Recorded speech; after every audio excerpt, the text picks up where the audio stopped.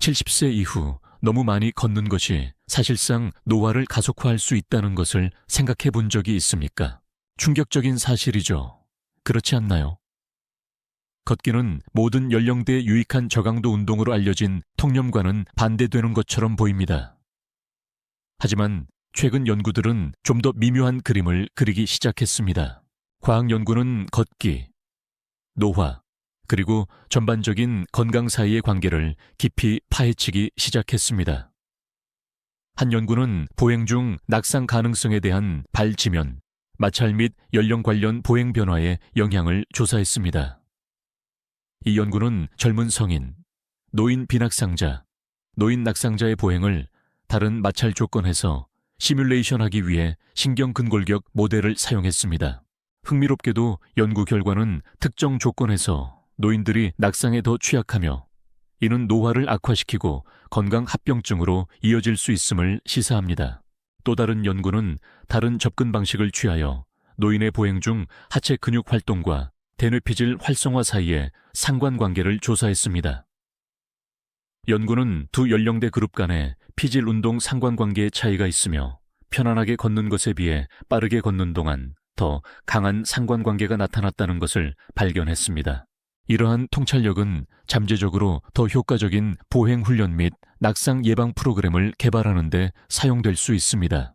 이 연구들은 복잡하고 과학은 아직 발전 중이지만 핵심적인 시사점은 과도한 걷기, 특히 70세 이후에는 예상치 못한 결과를 초래할 수 있다는 것입니다.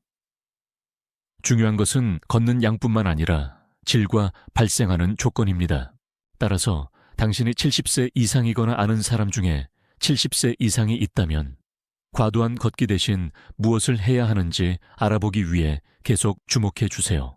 이 주제에 대해 수행된 연구를 더 깊이 살펴보겠습니다. 첫 번째 초점은 네이처지에 발표된 연구입니다.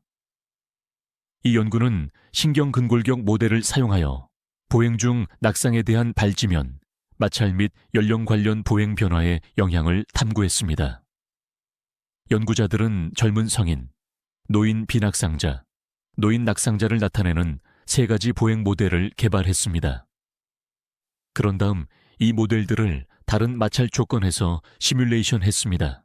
그들이 발견한 것은 낮은 마찰에서는 미끄러짐으로 인한 낙상이 더 발생하기 쉬웠고, 특히 보폭이 짧고 발 들림 풋 클리어런스, 이 작아서 노인 낙상자에게서 미끄러짐이 가장 많이 발생했다는 것입니다.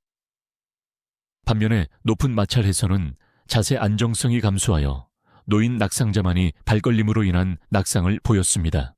이 연구는 노인을 위한 신발과 바닥 표면 설계에 중요한 통찰력을 제공하며 낙상을 예방하기 위한 최적의 마찰 개수를 목표로 합니다.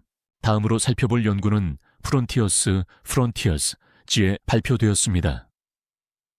이곳 연구자들은 노인의 보행 중 하체 근육 활동과 대뇌피질 활성화 사이의 관계에 관심이 있었습니다.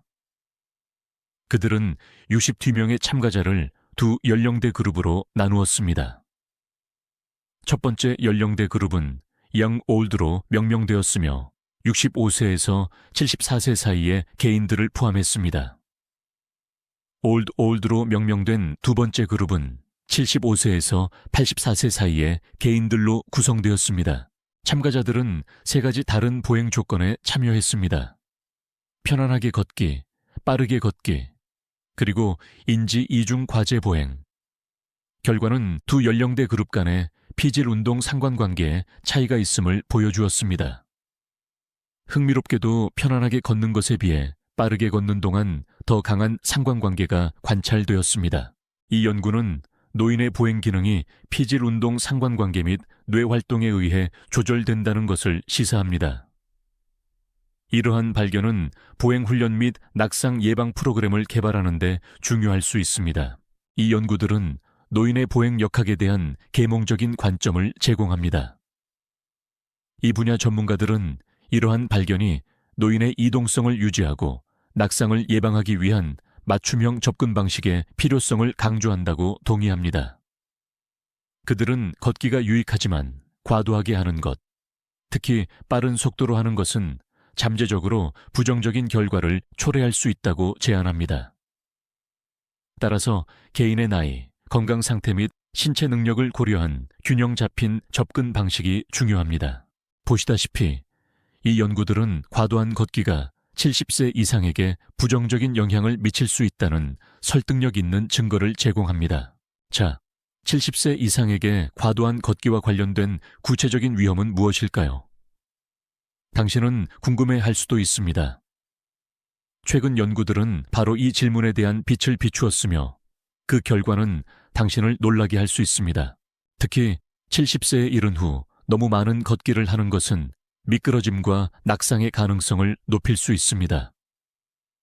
이는 우리가 나이가 들면서 자연스럽게 발생하는 발지면, 마찰 감소 및 보행 변화 때문입니다. 과도하게 걷는 노인들은 보폭이 짧고 발 들림, 풋 클리어런스. 이 자가 미끄러짐으로 인한 낙상 가능성을 높일 수 있으며 특히 낮은 마찰 조건에서 그렇습니다. 높은 마찰 조건에서도 이들은 완전히 안전하지 않습니다. 낙상에 취약한 노인들은 자세 안정성이 감소하여 앞으로 넘어지는 발걸림으로 인한 낙상을 여전히 경험할 수 있습니다. 이는 표면이나 신발에 관계없이 과도한 걷기는 70세 이상을 더 높은 부상 위험에 노출시킬 수 있음을 의미합니다.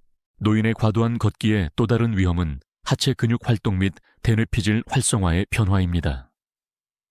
노인들이 빠르게 걸을 때 그들의 뇌와 근육 활동은 더 강하게 상관관계를 가지게 되며 이는 잠재적으로 과로와 피로로 이어질 수 있습니다.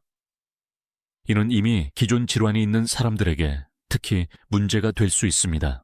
더욱이 과도한 걷기로 인한 하체에 대한 지속적인 부담은 스트레스 골절 및 정강이 통증과 같은 과사용 부상으로 이어질 수 있습니다.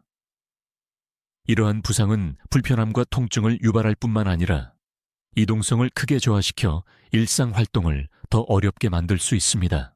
말할 것도 없이 과도한 걷기는 노화 과정을 가속화할 수도 있습니다. 신체에 대한 지속적인 마모와 손상은 관절과 근육의 빠른 퇴행으로 이어져 실제보다 더 늙게 느끼고 보이게 만들 수 있습니다. 전문가들의 의견 또한 이러한 연구 결과와 일치하며 70세 이상에게 과도한 걷기의 잠재적 위험을 강조합니다.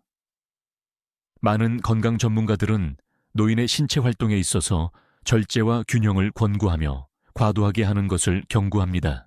너무 많이 걷는 것이 70세 이상에게 심각한 결과를 초래할 수 있다는 것은 분명합니다. 하지만 그 대신 무엇을 해야 할까요? 다음 부분에서 과도한 걷기에 대한 안전하고 효과적인 대안을 자세히 살펴보겠습니다. 다행히도 위험 없이 동일한 이점을 제공할 수 있는 걷기의 대안이 있습니다. 특히 70세 이상에게 활동적이고 건강하게 지낼 수 있는 훌륭한 선택으로 근력운동, 수영, 요가를 고려할 수 있습니다. 근력 운동부터 시작하겠습니다. 이제 그 이름에 겁먹지 마세요. 보디빌더가 될 필요가 있다고 제안하는 것이 아닙니다. 대신 목표는 우리가 나이가 들면서 자연스럽게 감소할 수 있는 근육량을 유지하고 늘리는 것입니다.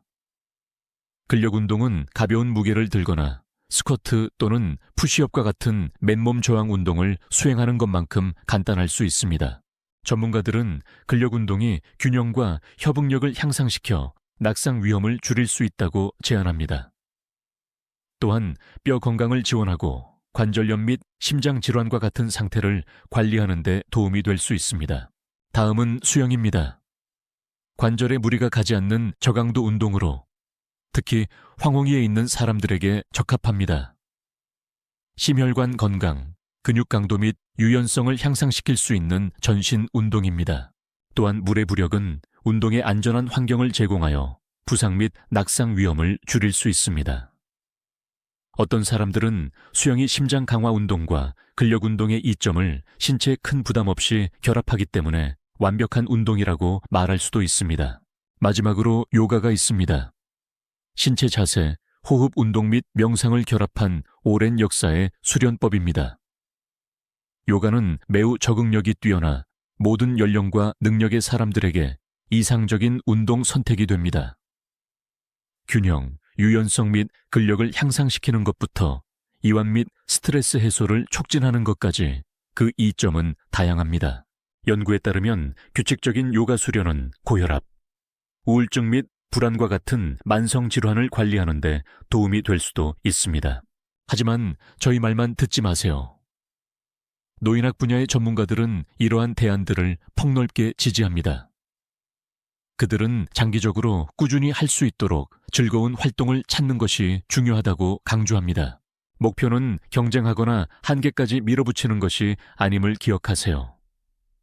그것은 전반적인 건강과 웰빙을 지원하는 활동적인 생활 방식을 유지하는 것입니다.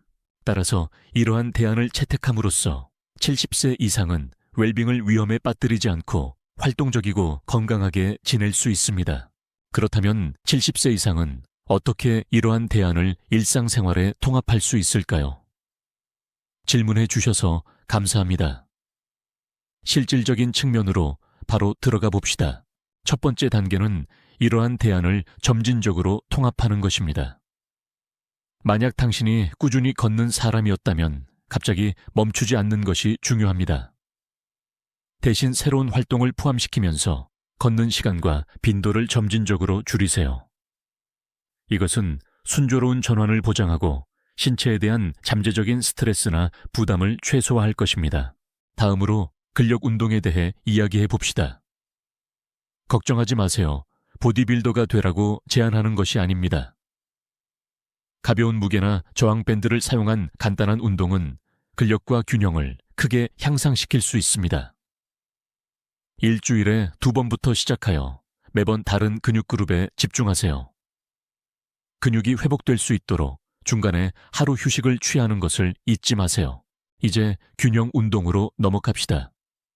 이는 한 발로 서거나 발 뒤꿈치 발가락으로 걷는 것만큼 간단할 수 있습니다. 거의 언제 어디서든 이러한 운동을 할 수 있습니다. 양치질을 하거나 주전자가 끓기를 기다리는 동안 등 일상생활에 통합해 보세요. 요가와 태극권 또한 균형과 유연성을 향상시키는 데 훌륭합니다. 노인을 위한 맞춤 수업에 참여하는 것을 고려해 볼 수 있습니다. 이는 구조화된 루틴을 제공할 뿐만 아니라 사교할 기회도 제공하는데 이는 추가적인 이점입니다. 마지막으로 휴식의 중요성을 잊지 맙시다. 과도한 운동은 역효과를 내어 피로와 부상 위험 증가로 이어질 수 있습니다. 몸의 소리에 귀 기울이고 필요할 때 휴식을 취하는 것이 중요합니다. 그리고 어떤 새로운 운동 루틴을 시작하기 전에 항상 의사나 물리치료사와 상담하는 것이 좋습니다. 그들은 현재 건강 상태 및 체력 수준에 따른 맞춤형 조언을 제공할 수 있습니다. 이러한 작은 변화를 통해 70세 이상은 건강과 웰빙을 크게 개선할 수 있습니다. 그리고 사랑하는 청취자 여러분, 그것이 건강한 노화의 열쇠입니다. 오늘 배운 내용을 요약해 봅시다. 노화는 보행과 균형을 포함하여 우리 삶의 다양한 측면에 변화를 가져오는 자연스러운 과정입니다. 걷기는 건강한 활동이지만 과도하게 하면 70세 이상에게 특정 위험을 초래할 수 있습니다. 우리는 바로 이 주제에 대한 통찰력을 제공하는 2가지 연구를 깊이 살펴보았습니다. 첫 번째 연구는 미끄러짐 및 발걸림으로 인한 낙상에 대한 발지면, 마찰 및 연령 관련 보행 변화의 영향을 강조했습니다.